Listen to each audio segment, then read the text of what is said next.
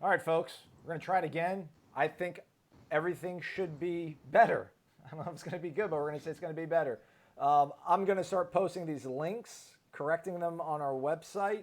Corey, otherwise, how much longer are you going to let that beard grow? How long has the beard been growing? How exciting is life just overall for you right now with the beard? So I feel like it's been about 2.5 weeks. I Okay. can get up here real close. Y'all can see it. About 2.5 weeks of this. And we went and we actually did the coloring last night. That's And right. I You know you said. might look at it and say you did what? Because it doesn't look like it was colored. But if you really glance at it, you can see it's a little darker than it would have been. And I'm not ashamed to admit it. Okay. So What was the Brady didn't color? really like it that much. Stephanie liked it. It's a little less gray, but I would say it makes me look 19. Ira, would you say what do I look like? Get low, like early 20s? I'm not going to comment. Fair enough. We need a poll. Ira's beard versus Corey's there. Let's see. Let's throw it out Well, there. see, and Ira's still got a lot of dark up top. Especially in the I don't. eyebrows. The eyebrows Well, are renegades. Yeah, it's got the, to be there, Corey. the eyebrows are refusing to turn. They would just You're will like a not silver turn. fox up top, but then the eyebrows, you just those are crazy. Those are crazy how black those are. A little bizarre. Hey, Human body's a weird place. got it. All right, so we are back. People are starting to matriculate back in here. I'm going to post some of these new links to get everything back going. But so Ira, before Can I carry on in that conversation? Just Yeah. touch back on what we were saying. Yeah. So, I mean, is it? How about this? Let me ask you a question, so I don't just make you talk like you're a jukebox or something.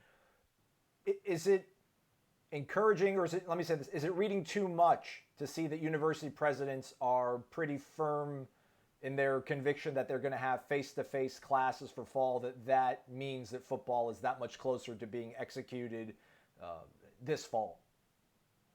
I mean, it seems like it to me. I mean, maybe I'm reading too much into it. It just seems very coincidental that in the last day or two, you've had a couple of university presidents at UConn and Arizona say that they either think sports aren't going to happen, or they certainly questioned it whether or not sports could happen. And then a day later, Oklahoma and Nebraska, two huge football schools, the presidents come out and say they fully expect to have kids on campus, which again, that's kind of been I'm not saying that's the determining factor of whether or not we have football in the fall, but that's a big factor. If it's a non-starter to most people. If students are not on campus, that we're not going to have college football. So I think they're related to a degree. Now, whether or not we can hold them to it, that's a whole different story. I mean, they may not be able to do it. That's why I kind of feel like the reason they went out and said it was almost to kind of reassure people, hey, we haven't given up yet. We are trying to have college campuses running and also college sports. That's my take. I don't know what you guys think. Because none of it matters what they say right now. I mean, it's idiotic for the UConn president to give an opinion anyway, but it's just an opinion. It matters not at all in April. Like, we're talking 4 months down the road. And so when you hear all these presidents that are just, I'm not saying they're gloom and doom or doomsdayers, and I don't mean all these presidents, but those two, UConn and Arizona. Number one, what does UConn care about football? Still, I mean, they're not a football school. They haven't been relevant since Edsel was being crazy 12 years ago. And they're awful. So they're not missing much anyway. But for the rest of the country, excuse me, college football is a huge deal, except maybe in the Pac-12. I mean, Arizona may be the same way, where it doesn't matter that much to them. But by and large, I think the overriding sentiment among presidents at schools that matter is, yeah, we got to do everything it takes to have a college football season. And so Oklahoma and Nebraska coming out and saying they plan to have students on campus, it's just a plan. And they're not saying they're gonna, but it's just a plan. And I think it lets people know, yeah, our whole intention is full steam ahead having a college football season. Don't listen to the Yahoo in stores. He doesn't matter. We're going full speed ahead to have a college football season. And I think if there's a will, that's what people want to know, that there's a will and the will is strong to have a college football season. Isn't at this point really the only thing we know for sure is if students aren't on campus in the fall, there's probably not going to be football. Now, I do think we all anticipate that there will be, but I think that's really at this point, like to Corey's point, people making comments in April about what's going to happen in September is idiotic. I mean, that's the only thing we know for sure. Students not on campus, probably not football in the fall. That's about all we know right now. if they're on campus, there's a good chance there's going to be some sort of football in the fall. And the other thing I would throw out to you guys, someone asked us, I think in the thread on one of the threads today about spring a little bit. You know, a lot of people throw out, the spring football. Isn't that kind of an absolute doomsday worst case scenario in the spring? I mean, don't we see there's so many problems associated with that when you have the NFL going on, you've got baseball, basketball going on at the same time, you've got all the travel stuff, the conflicts on TV. You've only got a couple months before you have to start up the next season after that. Isn't that just an absolute doomsday, and that we're really looking for some kind of season in the fall? Yeah, I think we actually got some good numbers on that later this week. And that, it's the funny thing about reporting on stuff like this is anytime somebody says this is something we could do, people read that or project it or aggregate the story as that's what they're going to do. For example, I think in that UConn guy, I don't think he said they're definitely not going to have students on campus, but I think he was saying, or they definitely weren't going to have sports. He was saying we probably won't start on time, but we might not have them at all. But yeah, there was Brett McMurphy in Stadium actually polled all the athletic directors. I don't know how many responded, but of the athletic directors that responded, I think only like maybe 15%. I'm not sure the exact number, but a small percentage thought that the spring was a good idea. They all kind of felt like that's the worst case scenario. That's, hey, our alternatives are not have college football at all for this academic year, which kills all sports. Or if we have to throw a Hail Mary, we'll try to do it in the spring. But like you said, I mean, it's got a million problems with that. Well, but still, it's better than just punting and not having a season. You can make it work. It's going to take a lot of maneuvering, and you have to figure out something. You'd have to figure out something with the NFL, with their draft. Would a Tamari and Terry even play if halfway through the season he's going to get drafted, or literally a week after the season's over they have their draft? I feel like he might shut it down if he has one or two good games, and I wouldn't fault him at all. I think Marvin Wilson, or a guy that plays line, is a bigger concern because those guys get so banged up. I don't think any of them though. Yeah. Like you just don't want to risk it. What's the risk? Well, if you're draft eligible at all, why would you play? I mean, that's part of it too. You could have 12 guys in every team. Alabama, half their team may not suit up. Plus, then you have what you do to college basketball. Yeah, if you got football. Yeah, no, it's definitely. Well, worst case scenario is no season. Second worst case scenario is moving it 6 months. So hopefully none of that happens. But again, somebody making we can all speculate. That's fine. It just sometimes it can be bothersome to see. Like again, the UConn president said, "I don't think there will be sports in the fall," or whatever he said. But what does the UConn president care about fall sports? He doesn't. And what does he know? He's one dude. He's not making that decision. He might have a say in that conference. What I wanted to ask you guys is, say we get to a point where you can socially distance in the classroom and you can have football, or we think we can have football because you can test the players. Is it up to each conference, do we think? Like the Pac-12, maybe the dude at Arizona is like, you know what? Screw it. We don't have a good team anyway. We don't want to risk our players. We're not playing in the desert. We're done. Couldn't the ACC, SEC, Big 10, and Big 12 be like, well, we don't care. We're playing our seasons, and we're going to go forward with a football playoff and a national championship game? Did you see Ray Tanner's comments today about that? I did. Yeah, he said that it could be up to the conferences, right? Yeah, and I think it may end up being that way, especially if we get to a point where they cancel all non-conference games and you're just playing conference schedules, then I don't think the NCAA, unless again, if the president or governors say we're not allowing you to play. Now, what could be interesting, and I was talking to I was talking to Georgia. They can all play every game can be played in Georgia. There's enough high school stadiums. Our good buddy Ritesh Gupta, who we did the story on when he did the Dwayne Wade video a few months ago, I was talking to him, and he made a good point.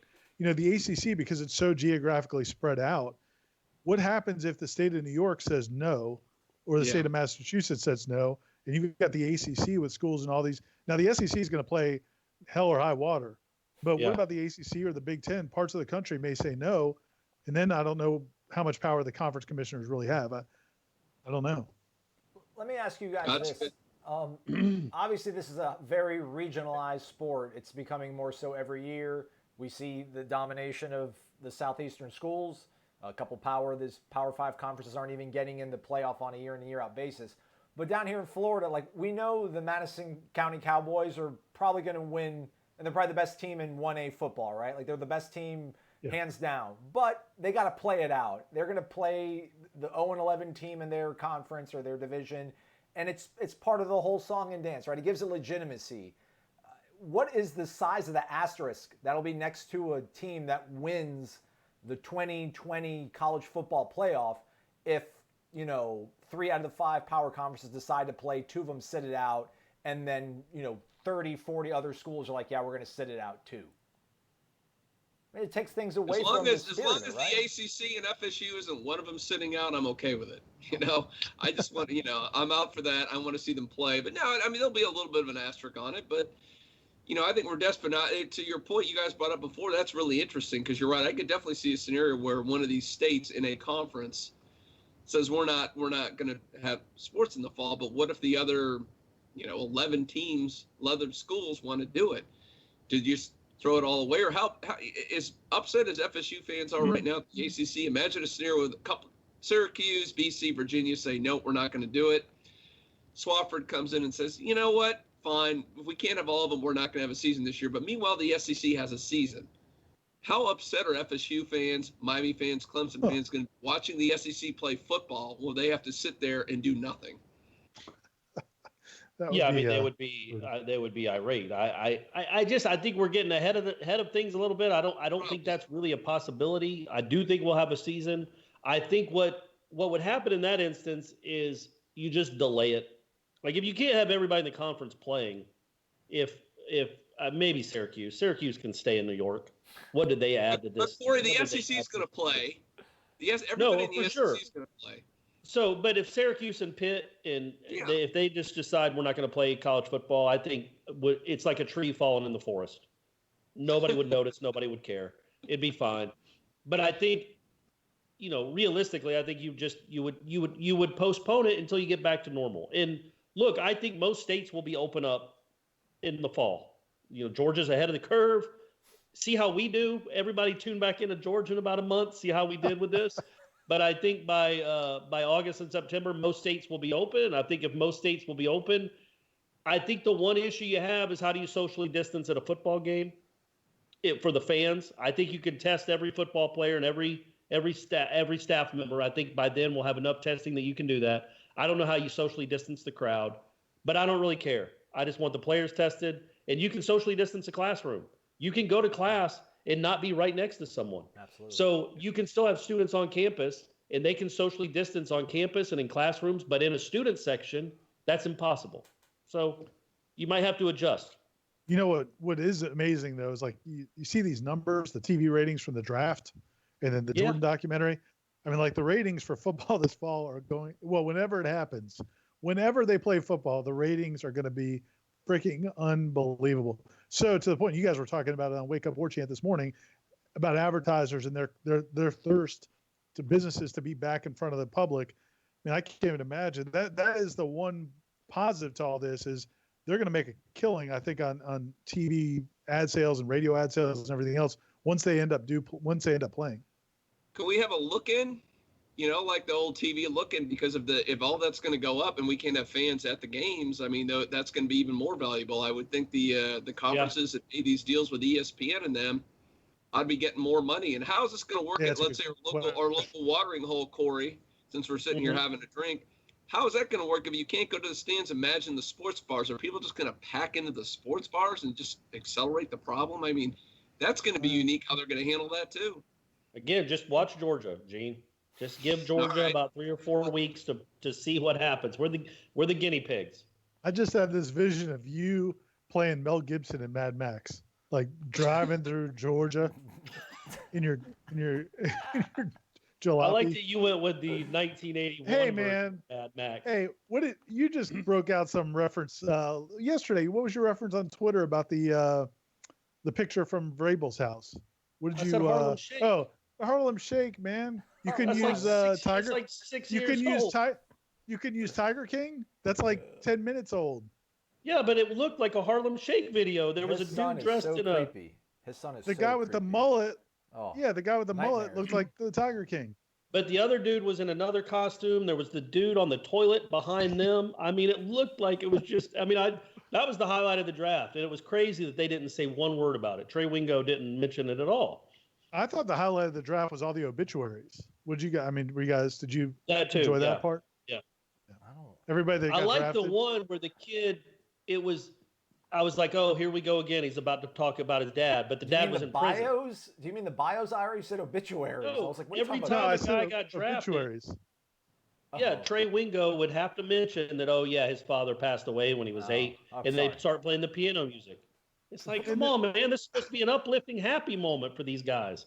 The weirdest It's like one was six- they talked about some kid played with the number 32 because like his uncle died 6 years ago.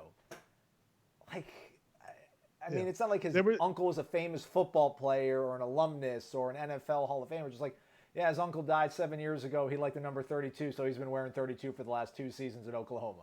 Like, okay, And the one guy towards the end, it was like, oh, the kid's like getting emotional. He's like, oh, his father just died in December of 21. So first of all, we're not at the December 21 yet. Second of all, he died in December of 2007. I mean, it's awful. It's awful. 14 years is a long, I know he's still sad about it, but he didn't just die. He died. I feel like he was 14 years emotional ago. because he had just gotten drafted. Just got drafted. Not Yeah. like, oh, no, my dad. I mean, I get it. Like, oh, my dad's passed away. We get it. And I can say that because my dad has been passed away now for 9 years. And it's still Same sad. But I think in that moment, he's emotional because of, the fact that he's now a millionaire. Are you actually What was fanning that? yourself, Ira? Someone's calling in. We got a phone call. Everybody get involved here. All right, so this was going to happen. Fanning myself. All right, hey, what's up? Who is this? Hi there, this is Michael, and this is MCATBT77. Okay. All right. So, Michael, check this out. This is how it's going to work. We can all hear you right now, but you can only hear me. So I'm going to let you ask your question, and then I'm going to allow Gene, Ira, and Corey to offer their opinion because I'm sure you'd rather hear them talk than myself. So what's on your mind? And thanks for tuning in, by the way. Oh, man, well, first of all, it's a privilege to be on the show. I listen to Wake Up Warchant every morning. I love the insight from you and Corey, and it's always great to have Ira and Gene on the call as well. Got to give you a little backstory here. I moved to Florida in 2002 from North Carolina. Ooh. So I actually kind of grew up a UNC fan, and I'm still like partially a UNC fan. But I'm from Ocala, and when I was in high school, we took a trip to Florida State for their annual FSU band day. So I was in the band in high school, and we took this big trip and got to spend the day with the marching chiefs. And naturally, that got to be my first experience, not just with the band, but with FSU football. And I tell you what, ever since that moment, I was absolutely sold, and I've just been a huge, huge FSU fan, like, ever since. It's been just an incredible journey. So anyway, my question is actually goes back to the 1991 Michigan game on Desmond Howard's first touchdown catch. And I've watched it several times, maybe at least 6 or 7 times, and I swear he dropped the ball or he didn't complete the process of the catch. And they didn't have replay back then, and the referee was standing right there in the corner of the end zone, but he still called it probably because the audience was cheering behind him. And it's like, it's Desmond Howard. So is he actually going to not? Is he actually going to drop this? I think the ref had his hands up before, he even caught the ball totally. So anyway, Tell him after it wound looking up at not it, mattering. I swear up and down that first touchdown pass that he caught, that was called a touchdown, was actually incomplete. Okay, in let's see. today's game. All right, let me see if Corey, what do you think about that? Can you dial up that play, Aslan? Can you dial up that play so we can watch it right now? Shoot, you gotta be kidding me, this guy. Keep it on your phone and then just By hold it the up to your way, screen. we lost Gene somehow, by the way. Gene is Oh, yeah, we comatose. sure did. Oh, jeez. Gene killing us. Well, Corey, I've got him on the line. If you could, do you remember that play? Did I you do Appreciate the think remember time, that guys. play. He shook Buckley. It was 1-on-1, and I think he made an inside move and then cut back out, and Buckley got. Yes. Buckley was twisted around, but Desmond Howard was really good. It was not a great throw, and he kind of has to dive He has to dive almost parallel to the ground. It's a great catch, but he's right because the ball hits the ground, and I don't think that would have counted as a catch today. Okay. Right. But it's Desmond Howard. It was a great catch. They didn't have a replay. If they would have replayed it, if they had replay back then, I think they say it's not a catch. Yep, indeed. And I don't know. I mean, because like that was a lot of momentum for them. You know, I mean, like yes, that was points, but we were already up. And you know, if they don't get that, then you know, who knows what happens next. But all I know is, and yes, we ended up still controlling the rest of the game there, but still, like that was big. That was a big play, I thought. You know, and I don't know. I just really wanted to get you guys' take on that. So definitely appreciate you having me in today. And man, you guys have a great one. All right, thank you, man. Hey. Appreciate the call. Or Ira, you got something quickly. Hey, Yes. was he in the Marching Chiefs? So was he in the Marching Chiefs? Yes, I was in the Marching Chiefs for 4 years, from 2005 through the 2008 season. So you know, I went through the Drew Weatherford, Xavier Lee days. Yep. Unfortunately, I was there. You know, and Tebow just dominated us, and Chris Leak dominated, and the bad Wake Forest game. However, my senior year was amazing. 2008, we traveled down to Miami. It was a monsoon. Like Christian Ponder just went off. He threw some picks, but still, I swear, we marched out of Miami like we had just won the national championship. It was a monsoon. Everybody's music in the band got totally destroyed. Yeah. We didn't care. We beat Miami. It was amazing. Like we had the band librarians making copies of music for everybody, you know, the following day. But it was all right. And I swear, marching out of that stadium that night was one of my fondest memories Awesome. of my career. Actually, my first game marching was 2005 Miami, when we won 10-7. 10-7. And I'll never forget that. That was a great time. One of the worst games ever played. 80,000 screaming fans. I'm just this little kid from Ocala, Florida. There we go. Just Ocala stand up 352. All right, hey, we appreciate the call. Thanks so much, man. Thanks, yeah, man. all right, bye-bye. Yep. Appreciate the call. Am I back Corey, on? Not only You are you are, back you got your on, but background. you've got My Barney Background and is there. Mo You're the behind you. Simpsons, Hanging but out the with my people buddies can't. at Moe's Tavern. For some reason, What's I wrong see now? you. I'm gonna have to keep going. What's wrong? Stuff. Gene, we can hear Gene. We cannot see Gene, so I'm trying to get Gene back in here. Folks, it's going to be awesome. It's going to make everything in the world better. Although it keeps showing Gene's frozen frame and not the Simpsons. Hey, Corey, while he works on that. So that was the night you and I almost got into a fight, buddy, in the hotel. Wasn't it the 2008 Miami game? Was that 08 or was that 10?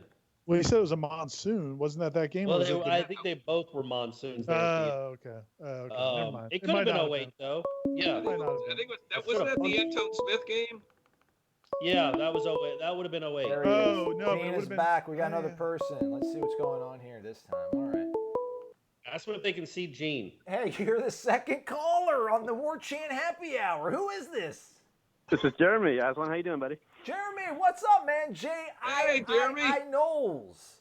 Man, I'm impressed. How you doing? I'm good, man. So here's what's going to happen. The way everything is set up, I'm going to let you say your piece, and then I'm going to turn it over to the guys. So the guys can hear you right now, but you won't be able to hear them. So I'll let you ask your question, and then I'll let Gene, Ira, and Corey get to it. How does that sound? You got it. Whatever you want, buddy. All right, man. So what's on your mind, Jeremy? Okay. First off, I got a question for Mr. Clark. Okay. A while ago, you told a story about a valet losing your car key, and you were going to try to get something back from the hotel. Did they ever do anything for an apology? Tell him they offered me this is actually funny. So for the people that don't know, Stephanie and I went and stayed at a downtown hotel in Atlanta, a really nice one, the Hyatt or something. I shouldn't say that, but I think it was the Hyatt or the Hilton, one of the H's. Hey, did you guys get separate rooms? Yeah, we did. Yeah, okay. Obviously. So I'm there for like an hour and a half on Sunday waiting for my car. And then they have to come to me and say, look, we can't find your key. Do you have a spare? I go, no. And if I did, it would have been in the car. So After 3 hours, they pay for us to get an Uber back to my house, which is 45 minutes from downtown Atlanta. And I'm just like, what can y'all do for me? Because this has been a whole Sunday that I've been waiting for my car. And it screwed up the car where I finally got it back. They towed it to the dealership. The dealership gave me a new key. The Hyatt offered me one free night at that hotel, but the parking wasn't free. They made a point on the letter to say, we extend a free night for you, but understand that parking is not free and it's $30 a night. And I never took them up on that offer. Awesome. But I don't think it was the first Hyatt. off, It might have been somewhere else. I hate to. Yeah, I want to thank you guys for just keep going strong during this crazy time. You guys have not missed a beat. So thank you. And I'll keep it quick. I just want to say my favorite memory as a student is my freshman year in 1996 in the Orange Bowl against Miami. I was right in the end zone that Warchant ran towards. And hearing that crowd get so quiet was amazing. And I guess as an adult, that guys, was you awesome. can't hear me. You guys There's a gotta reason why he communicate did when he was motioning towards the crowd. They deserved it. Yeah. What I remember about that run, man, I don't know, Corey, you probably remember that run he's talking about. It was a safety he put on Miami. I mean, that was one of those Warchant moves. He just had the guy standing still, spinning. I mean, it was great at the time. And Jeremy, hey, I hope you're going back hearing this. We go way back to the Miami Club days when I used to come down and speak to you guys. So appreciate you calling in, man. Go Noles. Thank you. Go Noles, guys. By the way, Ira, Jan7667 on YouTube, and then we're going to get to some of our folks on Warchant that posted questions, but Jan7667 on YouTube says, don't take the call. Got to hear the fight story between Corey and Ira. All right, I'm going to get a new beer while they do that. It might have been 08. It's either 08 or 10. I'm driving, by the way. Keep that in mind. We got out of there probably 10 o'clock. Oh, we can't. Hey, it's fine. Go ignore ahead, the go call ahead. while I'm telling the story. No, take the call. We got the call. We can always we can stall the story. Tease the story. You are the third caller on the not the wake up Warchant. It's just the Warchant happy hour. Who's this? You just interrupted a great story by Ira. Oh, actually, hold on. I don't think they can't hear me. They can only hear you. There we go. Oh, now you can hear me. I'm sorry. Whoever just called, I just gave a really rousing welcome to you, but I'll do it again. You're the third caller on the Warchant happy hour. Who's this? Hey, it's Gator Kirk. How you doing? Gator Clark, but you're a Florida State Nope. fan. Yeah, it's Kirk, but that's okay. Kirk. All right, Kirk, I got you. I'm sorry. You never told us. I don't get it. Why Gator? I mean, do you hunt Gator? Even if you do, like, why would you put that as your name? That's one of my middle names. Okay. All right, Gator. What's on your mind, man? And Corey, like I said before on the last one, Corey could look like my little brother, but now he has a beard. All right. That's right. This bad boy, full beard. I don't know. What's on your mind, Gator Kirk?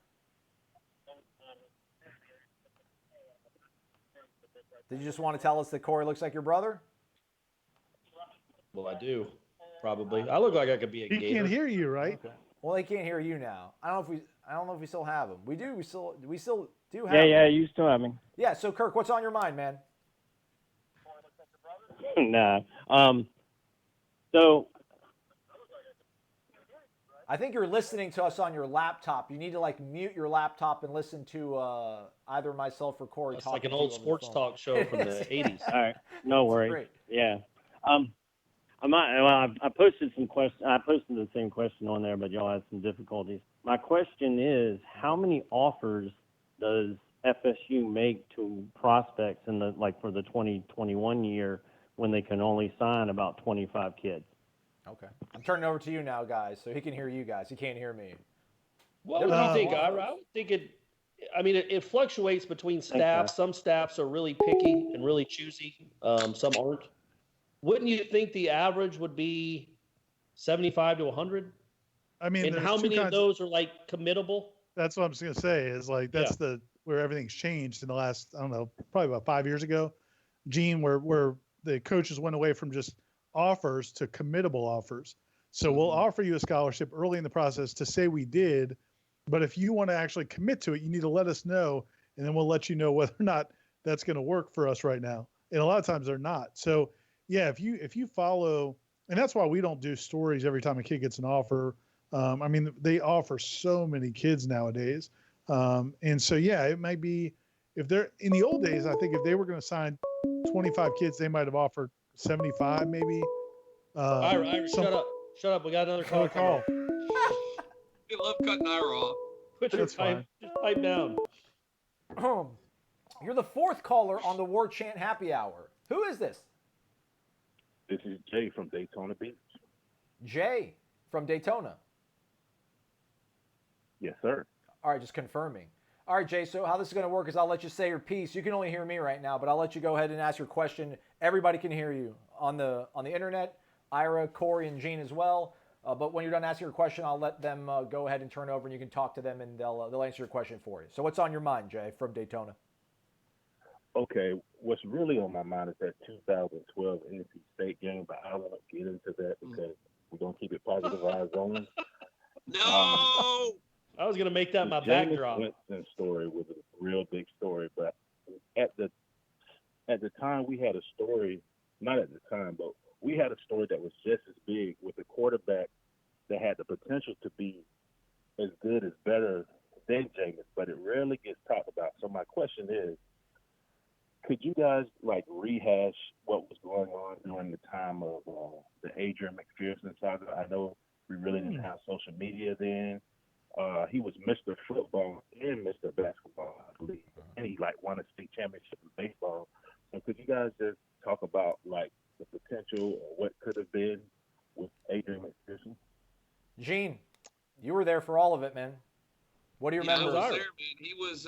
That's the thing. It was like Chris Ricks was the ultimate bad penny because every time he would lose his job to someone like an Adrian McPherson, everything blew up. Well, you had the whole crazy scandal. You know, at the time he'd won. He'd beat out Ricks at the time. He'd won the job. He looked good, and you know, all the stuff happened with the alleged gambling stuff and all that, and things spiraled obviously out of control. But you're right. The kid had all world potential. I mean, he was on the basketball team too. He was just a great athlete. You're right. He was Mr. Football. Everybody thought he was going to be a slam dunk quarterback. And I think if he would have stayed out of trouble, who would have known those last couple of years with Chris Ricks, who had Adrian McPherson in there instead? It might have been a different story. Yeah, I don't know, man. It was too, I believe. Yeah, he great. was. Mr. Basketball. He was. Yeah, he was. And he, the thing about Adrian, what was interesting about that whole time is the team obviously wanted Adrian. I mean, the players wanted Adrian. He was much more popular. He was much more likable than Chris was. And he was the backup quarterback, so he was more popular because Chris was struggling. And then remember that Notre Dame game to me was kind of the Notre Dame game in Tallahassee was kind of that moment where he comes in late in the game. Ricks played terribly. They kept turning the ball over. He comes in late, kind of rallies them. They go right down the field, and then everybody's determined, convinced that Adrian's the answer. And then what's Gene hold up there? Oh, it's a Warchant magazine. This weird background is messing this thing up. We had our old something with Adrian McPherson holding the basketball and holding the football and the basketball.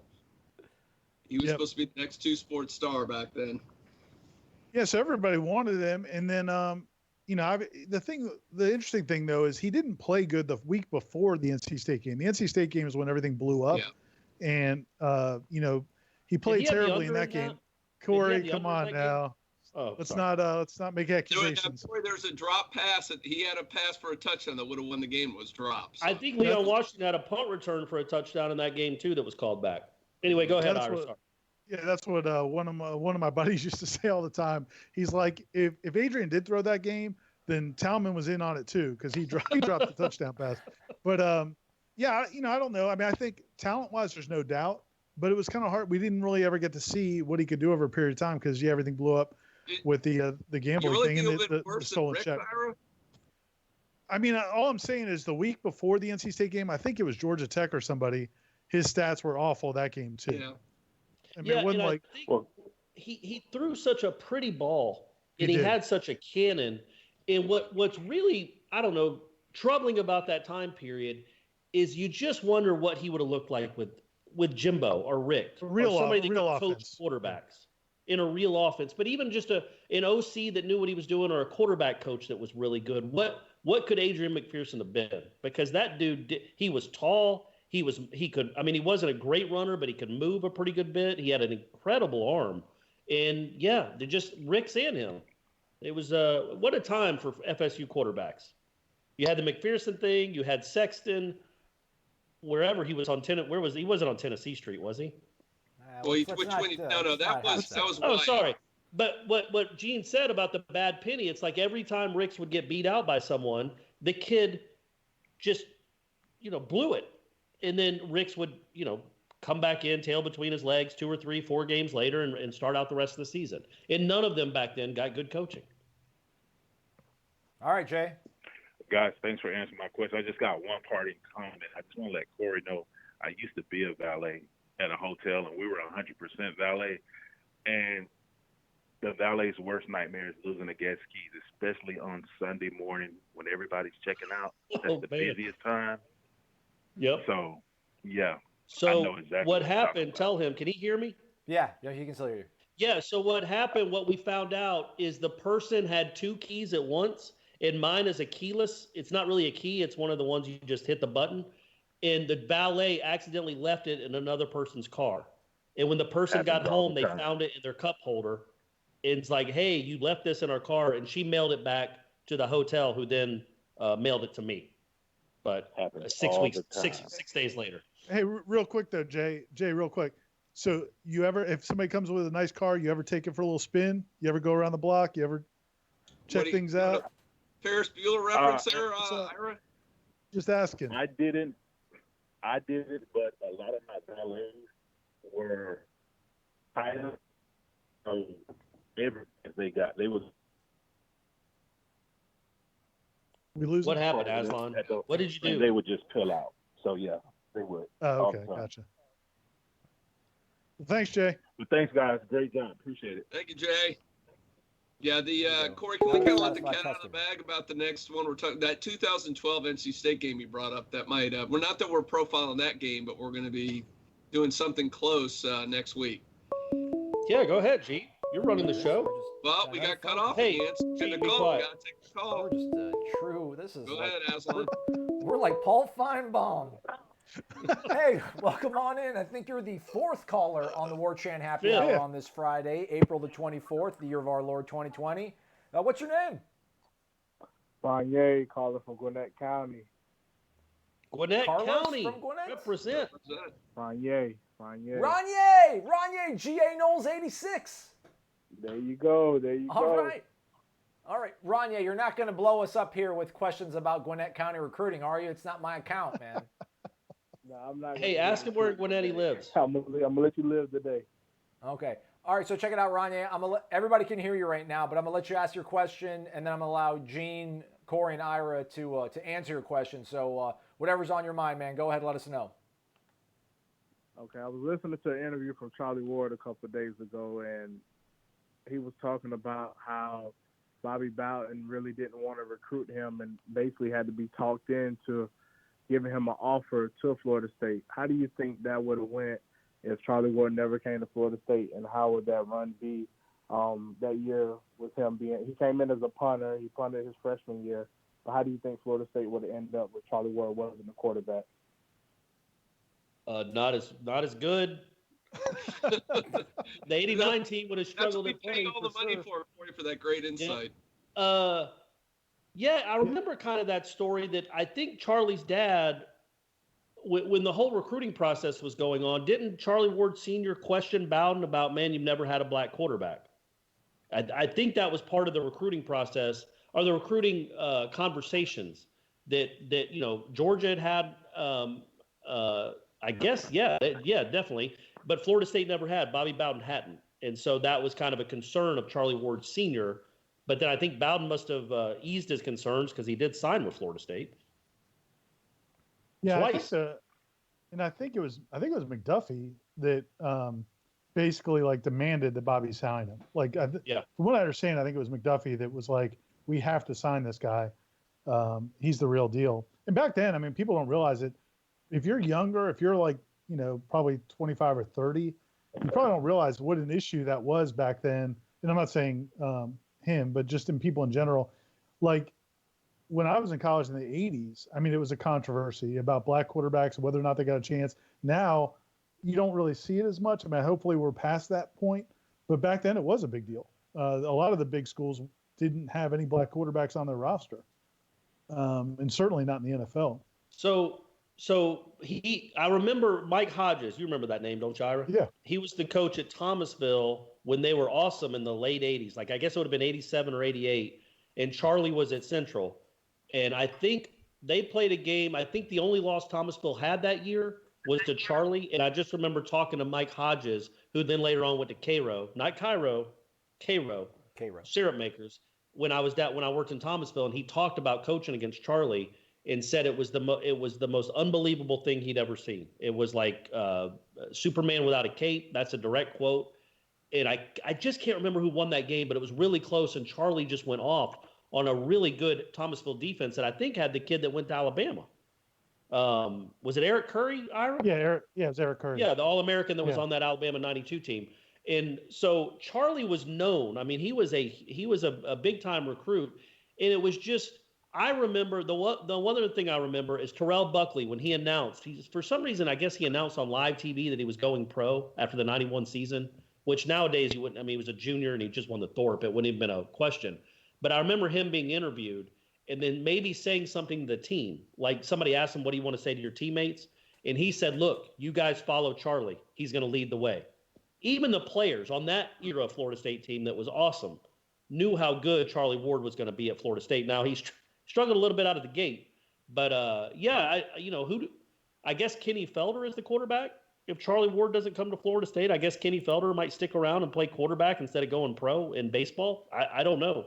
I don't think Cannell would have played in '92 as a true freshman. So who knows? Can I sneak one more Thomasville sports story in with Charlie Ward in there? We're out of time, Ira. Sorry. Where's a phone call when we need one? So in Thomasville, the YMCA in Thomasville, the AAU team in Thomasville, when they were like 12 or 13 years old, had Charlie Ward, Eric Curry, Mike Jones, who went to Georgia, Sean Jones, who was the quarterback at Georgia. Sean Jones was the quarterback at Georgia Tech when they won the national championship. 4 super guys that were just superstar Division I athletes on the same AAU team from Thomasville, Georgia. And I talked to the coach of that team years later. He said they rolled up in these AAU tournaments in Atlanta and just ran everybody out of the gym. This little team from Thomasville, Georgia. So and Charlie was the point guard. With guys like that, sure. And his brother Chad, I covered him in high school in Thomasville, the great Chad Ward. My best story about that is he was on the basketball team, and they were getting ready to play a playoff game. And I asked the coach, "Hey, how are you doing health-wise?" And he goes, "Well, so-and-so has an ankle. Chad Ward has diarrhea." I was like, you can't tell journalists that Chad Ward has diarrhea. But I always thought that'd be a good name for an album. Chad Ward has diarrhea is a good name? You can't tell journalists that, but you can come on a live chat and tell the world. Hey, Ira, we've all had diarrhea. This was 22 years ago. All right. So I think I might have even written it in the story that Chad Ward might be out with diarrhea. Did we answer this question? Anything else on your mind before we let you go, man? Oh, is he still here? Yeah, man. The only thing else is just said that, Charlie also said that he stayed with his commitment because Bobby promised him that he would be quarterback. Deion and them was in that recruiting class, and Deion was wanting to switch to go to quarterback. But the reason he stayed with Florida State is because he was promised a quarterback position. And he said his mama held Bobby to the fire. She called him that summer and said, "Hey, you promised my son to be a quarterback when you came in our living room, and hey, he wants a shot at quarterback." I think it's one of the best decisions that Bobby ever made, and I'm thankful for it. I think it was, if you No want doubt about that. I would say hiring Mickey Andrews and then telling Charlie Ward that he could be quarterback are the two biggest decisions that Bobby Bowden made that really, that was his first national championship, man. That almost sprung everything. That was a huge decision. He wasn't recruiting Charlie Ward to be punter. Corey and I remember that '89 season. He wasn't a great punter that year. No, it was basically he was the best. That's how good an athlete Charlie Ward was. Is that he was still a backup quarterback. It was just that they needed someone to punt, and he was the best of a lot of bad options. And in that Miami game that we did, Gene, he averaged 44 yards on 5 punts. Wow, that's something. Yeah. All right, Ronye, we appreciate it, man. All right, thank y'all. Yep. There we go. All right, let's take a question from the message boards real quick. Our valued subscribers.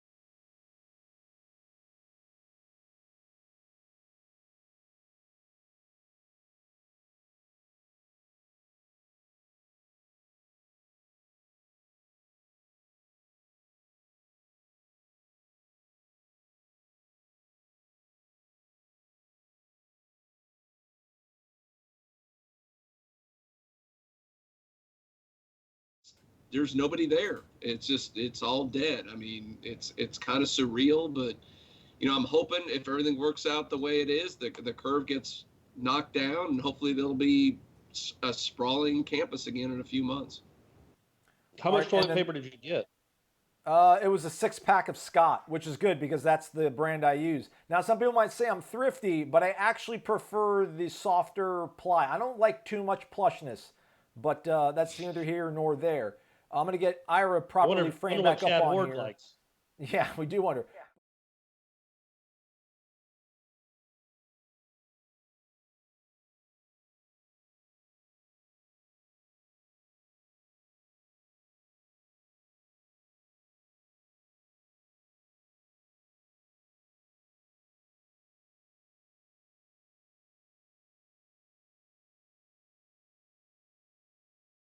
Have a pretty good idea at the latest, late June. But yeah, he said they can go until July before they decide for sure. Okay. All right. Whoever called, I'm sorry. I'm going to call back. We're here. Everybody wants the fight story. I think you have a month or two to make that decision. So yeah, there's a little bit of time. I mean, you have 3 months, really. God willing, things will work out. Okay. Corey, tell the fight story. Yeah. I want to hear about the fight. Yeah, that was coming back from Miami. It must have been 2008. We weren't working together, were we? You weren't at the Democrat then. I was just giving you a ride. You weren't just giving me a ride. We decided to ride together.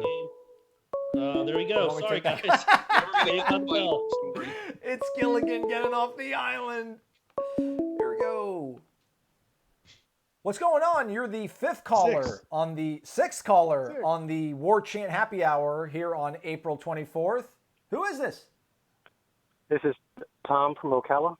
Tom from Ocala. The reason I say who is this is that my father, who speaks broken English, whenever girls used to call the house, he would always be like, who is this? So that's my homage to my father. But you said Tom from Ocala. What's on your mind, man? Yes, I talked to my doctor, and he said like viruses and flus go away during the summer. Shouldn't we move the football season up to like June or July so it'd be safer? I saw that bandied about, that idea that it's harder to contract. Like they think that there's a chance it'll come back in the winter, right? Or the fall or winter. Like another surge might come, and that would certainly not be ideal. Maybe that would make more sense, but I don't think you could do that at this late stage. There's no way you could do it. But I thought like a month ago, I saw somebody, opine that that's what all these sports should do, is try to start June and even speed up their schedules. Good answer, Corey. Thanks, I don't know. We need a science medical expert to answer that kind of stuff. I have no idea. I mean, you hear that discussion at this point. There's no way at this point they could decide to do it in the summer. There's just not enough lead time. So it's either the fall, late fall, spring, or bust. What I did see, though, guys, speaking of this, is they studied like 380 of the cases out of Wuhan. 300. It was somewhere in the 300s out of positive cases, and only one was contracted outdoors. All the others. So the vast majority was indoors. So that whatever that is, like 0.02%. So you're saying the lock-in is the wrong method. We should be the lockout. We shouldn't be allowed indoors. We should all be outside in the woods. Tom, was there anything else on your mind? And I think thanks. All righty. Thanks for calling. Somebody joked that they're going to call so that they can ask the fight question so it won't get interrupted. So, again, setting the stage, 2008. We're getting out of the Orange Bowl around 10. The game ended at 7. Is that you, Ira? No. I'm trying to fix. I can't fix all this. There's so much going on. What are we going to do here? Hey, you're the 7th caller on the Warchant Happy Hour. Who is this? This is Mike. Mike. All right, Mike. I don't know if you've been listening to the show today, but the way it works is I'll go ahead and let you say your piece. Everybody can hear you. Everybody on the show, everybody on the internet watching this. And then I'll turn it over to Gene, Ira, and Corey, and they can answer your question. So without further ado, what brings you to the show today? Put me on hold and let him do the fight story. Yes. Put myself on mute. Don't hang up on me. Okay. All right. Let me turn it over Mike, to them so you you're can actually hear them. All right, gentlemen, go ahead. I'll make it quick. So we get in the car probably around 10:30. I don't know if you remember, Ira, but there was the huge lake in the middle of the parking lot too. Oh, It was like a trash lake because it You was got in a the ride tailgate area. Somebody What? gave you a ride. Bob Thomas or somebody had to give you a Bob ride. Thomas gave me a ride, and I had to stand on his car and jump onto my car because it was literally almost in a lake. So anyway, we get on the turnpike. That's the problem. We get on the turnpike, and once you're on the turnpike, there's nowhere to stop for a hotel. There are no hotels. It's just we could have stopped at a rest area and slept. And so now it's like 2:30 or 3 o'clock in the morning, and we're driving. And just keep in mind, I'm driving the whole time. My man is in the passenger seat, snoring like he's trying to wake up truckers in the next lane. It's impossibly loud. It makes no sense that it's that loud. And he snores anyway, but he's laying on his back. Obviously, he's not. So it's just it's Yeah, I was reclined. I was reclined all the way back. It's I was in the back amplified. seat. But he fell asleep. He was like, yeah, we'll talk. And we talked for about an hour and a half. And then he just fell asleep. And it was just not, I couldn't listen to the radio, couldn't think, just tried not to drive into traffic. And so we finally get to a hotel on the other side of the turnpike. It's probably 3:30 in the morning at this time. It's a Hampton Inn. We get in there.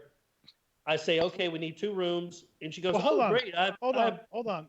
First of all, though, so when we get off the turnpike, I wake up. So it's like now it's like 3 o'clock in the morning, and I'm awake, and I'm kind of rested. But we're pulling into a hotel, and I'm like, dude, we're in Ocala. We're almost home. This is the home stretch. Yeah. Get back in the car. So yeah, I guess he's not happy that we're stopping in a hotel. So we stop in the hotel, and again, you have to understand he had been snoring in my ear, my right ear, for 3 hours straight. We go to the front desk. A sweet, lovely lady says, "Okay, 2 rooms, right?" And she goes, "Oh, we can have 2 right next to each other." And I go, "Please don't." And Ira looks at me like, "What?" And I go, "Can I be on a different floor?" And Ira's like, "What are you talking about, dude?" And I said, "Man, I just don't want to be next to you. I don't want to hear you snoring because that's before I travel with a fan." And trust me, it would go through walls. You hadn't even said that. You just told her you didn't want to be in a room anywhere near me. Can we be on separate floors? And I'm like, I look like a leper or something. What? I'm like, what? How? Yeah. And so the lady's looking at me. Who cares what you look like to the Hampton Inn receptionist at 4 a.m? Well, I just didn't want to be next to you. I was already So mad you that we're called me stopping. What'd you call me? There's an F in there somewhere. I think you're an F dumb or you call me an effing idiot, but you didn't abbreviate it. And so that's when it got really tense. I mean, I didn't say, well, say it to my face. I mean, it just was like, I kept trying to explain it because, I guess I'd embarrassed him in front of, but I didn't take kindly to be called an effing idiot because I had just driven his ass to Ocala while he got his beauty snore sleep in my ear. And then to show his appreciation, he calls me an effing idiot. I'm getting worked up all over again. Aslan, can you cut that out? Oh, man. Sorry, folks. It's happy hour. Everybody knows what happens. Mike, are you still there? Have you listened to this whole thing? Oh, he can't hear me. Mike, did we lose Mike? Yeah, no, he's there. He can only hear you guys. I'm here now. I posted this earlier. I lived in Gwinnett County for 27 years up in Lawrenceville, Corey. Tell him I'm in Tequila. He can hear you. He can't hear me. Oh, yeah. I'm in Tequila. My mom lives in Lawrenceville. I just moved to Hall County about 13 years ago. Okay. Tell him goodbye, I just want to say, I remember when you worked for the Gwinnett Mullet Wrapper. They're down to 3 or 4 days now publishing. GDP. Yeah, if it's even that, it might be 3 or 4. And unfortunately, they had a big layoff, like a lot of newspapers have in the last month or 6 weeks. And a couple of people I worked with for years got laid off, which was really sad. But I loved that time. I got to watch Maya Moore, Jeff Francoeur, Brian McCann, Lewis Williams. It was a great time to be covering Gwinnett sports back then. All right, Mike, we appreciate the call, man. Unless did you have something else to add? I didn't interrupt you there. Sorry about that. No. That's all right. All the guys on the chat owe me now. That's right. That's That's good right. work. Appreciate it, buddy. Yes. Hey, there, that might be our e-card winner right there, just for letting them talk about the fight. I think let's do that. Make it happen. Email us at support@warchant.com, and we will send you a $25 e-card to Garnet Gold. Thank you, And Mike. Gwinnett County. There you Gwinnett go. County Thanks. resident, Honestly. former Gwinnett County resident. So the Corey $25 and I- e-card is what people are getting when they get on the tribal council over on warchant.com and bring up the best point in terms of the Seminole Madness head-to-head bracket that we're doing, trying to find out the best Florida State football player ever. So you make the best argument, you get a $25 e-card to Garnet and Gold. Gene, what's been the most compelling argument you've seen on the boards throughout the 1.5 rounds that we've rolled out? Man, I don't know. I think the biggest thing I've seen that I've been impressed by is how difficult this is. I mean, when you had the Chris Winkie, the Dalvin Cook, I mean, that was ridiculous. What was it, Ira? 7 votes? Yeah. 7 out of 700 and something. 7 votes, difference. just seeing, I mean, the pain, listening to these fans interact and saying, man, I love both of these guys. There's so many good characteristics and so much they brought to the program. How do I vote? That just stood out to me about how much passion these guys have for these players who are great at Florida State. And then how do you pick one over the other? It's really difficult. Yeah, Peter Warwick Dunn was a pretty difficult one, too. It's like watching your children fight. It surprised me Warwick Dunn won that, not easily, but it was a little bit more of a gap than I expected. I thought Peter Warwick would win. And if he didn't, I didn't think it would. It was probably 60, 70 votes. I mean, it wasn't. Yeah, and I think Aslan brought up the good point about, like, there's really no guidelines. It's just you pick who you think is the best Florida State player. And I think the fact that Warwick Dunn had a better pro career and what he's done off the field, building the homes for the single moms, really probably gave him, maybe it shouldn't in some people's eyes, that shouldn't matter. It should just be what they did on Saturdays in Garnet. But I think that did matter to some people. Who'd you vote for, Gene? Thanks for listening. What's that? Who'd you vote for? Who would you have voted for, Warwick Dunn or Peter Warwick? I actually changed my vote on that one, believe it or not. I actually had, I think I started with Peter Warwick. And then I listened to some of the arguments. I went back and forth, and I changed it to Warwick Dunn. And that's how close it was to me. That was the only vote I had where I changed my vote between the two of them. Because I think we had just done the 99 National Championship when we simulcast that live and we did our whole chat thing. And I was just seeing Peter Warwick have the punt return, have the game-clinching touchdown, all the stuff he did in that game, man. It just kind of resonated with me, and I kind of settled down, listened to some of the arguments. I mean, it's, again, like I said earlier, I mean, it's so hard to choose. These are both great players. They were different eras, but, man, they were both incredibly important to the Florida State era. Yeah, I can't even imagine that next round. They've got Derek Brooks against Marvin Jones. Yeah, Dion versus T-Buck. Well, isn't that going to be where then we did this like 10 years ago, and I think Derek Brooks won out in that thing. But this is where your pro career comes into effect. This is where I think, I mean, if you go strictly in college, there's no way you vote for Derek Brooks over Marvin Jones. I just don't see any way you can do it. But obviously, Derek Brooks had a ridiculous career in the pros. So that's why I think we'll see what happens on the tribal council. But that's why, at least the first time, he won out. I'm voting for Marvin. Derek Brooks might be the best linebacker of all time, but I'm voting for Marvin. All right, let me see if I can get this up and running. Here we go. 7th caller? Yeah, 8th, 9th. I think it might be the 9th. You're the we're padding the number. We think you're the 8th caller on the Warchant Happy Hour today. Who's this? Hey, what's up? This is Joseph from Huntsville. Joseph from Huntsville, Rocket City. Stand up. Yes. Been a fan for years. All right, so Joseph, this is how it's going to work out. I don't know if you can maybe turn your laptop down a little bit. I think there's a little bit of echo coming from your laptop because you're probably hearing me talking to you. But I'm going to go ahead and let you ask your question. Everybody can hear you right now, but then I'll turn it over to Gene, Ira, and Corey, and they'll be able to answer it for you. So what's on your mind, Joseph? Mine will be real quick. I was watching, I'm always watching some of the old games on, I was watching the national championship. I was watching the playoffs when the playoffs first came out.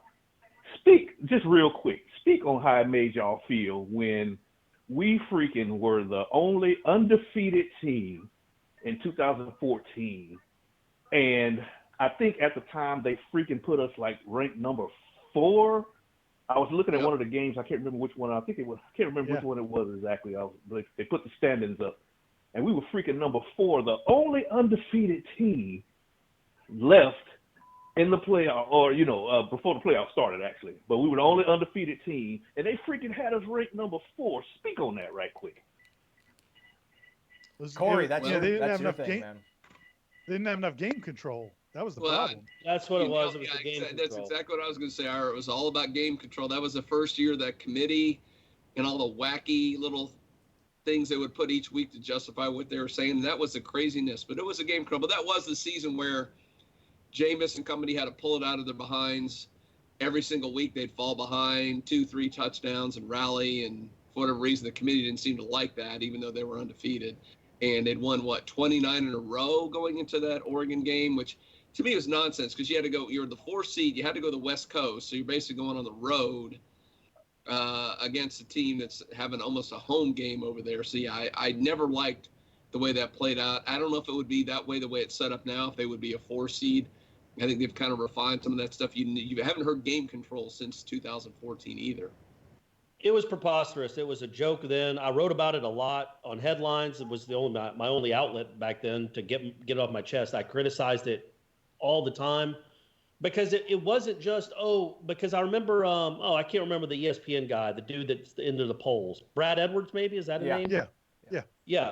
He's kind of become obsolete a little bit in the last few years. I don't remember hearing about him. But he kept talking about, well, it's not going to matter. Florida State's going to be somewhere in the top 4. And it's like, dude, it does matter. Instead of getting to play Ohio State, a 3rd-string quarterback in New Orleans, you have to go play the Heisman winner in California for the 2nd straight year. You're going to be outnumbered in the stands 60,000 to 15,000.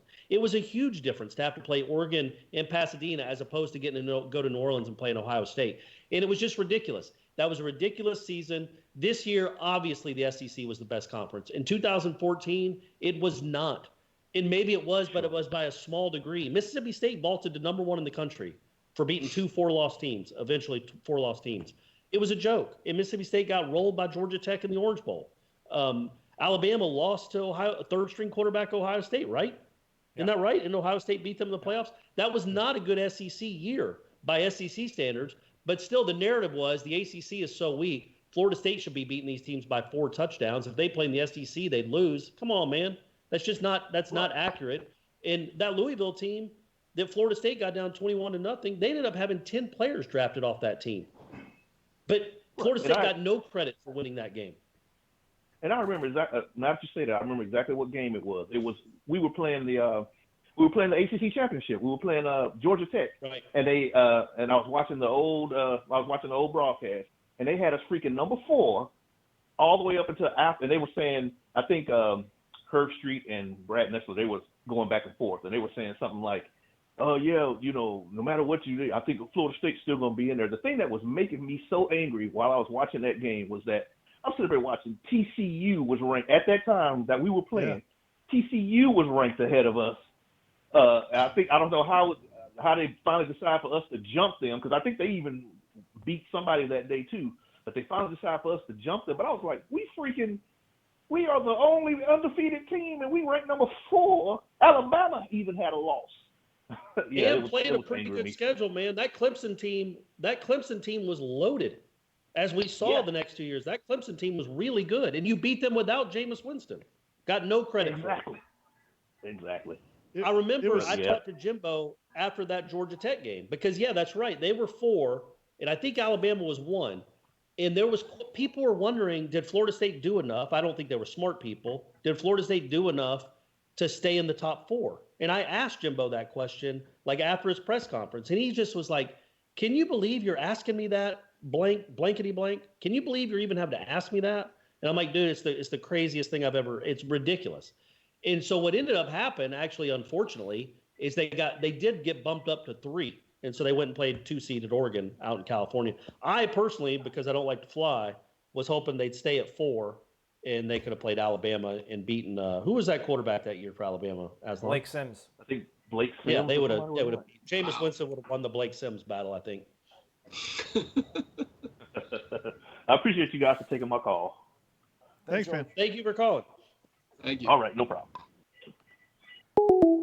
Yeah, I mean, I remember watching that Georgia Tech game thinking it was all going to end. I'm like, this is how it ends. It's all going to end in an ugly, cold night in Charlotte because they can't stop the triple option. But it was just another think about one of that, those though. almost scares.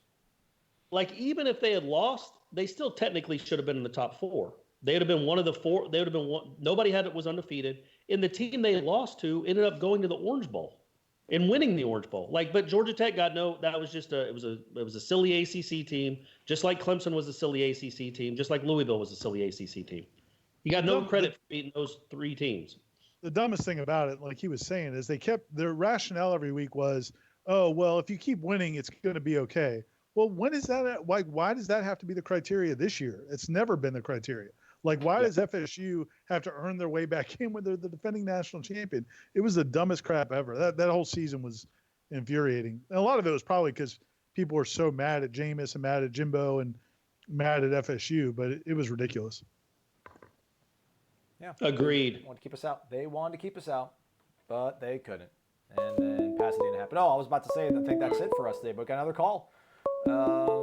This is a little caller. Like caller 23, right? All right. Caller number 9 on the Warchant happy hour. Who's Gotta this? be 11. It's gotta be 11. Oh, I forgot to do it. Son of a gun. I forgot to switch it over. Yeah, I'm here. I'm sorry. I ruined it. Hello. How are you? Who is this? This is Jeff from Pensacola, Florida. I want to get on here, talk about how good y'all do on the podcast and, what you're doing right now and stuff. And just want to say, it was really nice this year to see the Noles beat the Gators in baseball and stuff. And I just want to ask y'all, what's your favorite win ever for the Noles over the Gators? Thanks, guys. Have a good day. All right, thanks, Thanks, Jeff. Jeff. Appreciate that. Jeff and Thanks, Pensacola, our favorite win over the Gators of all time.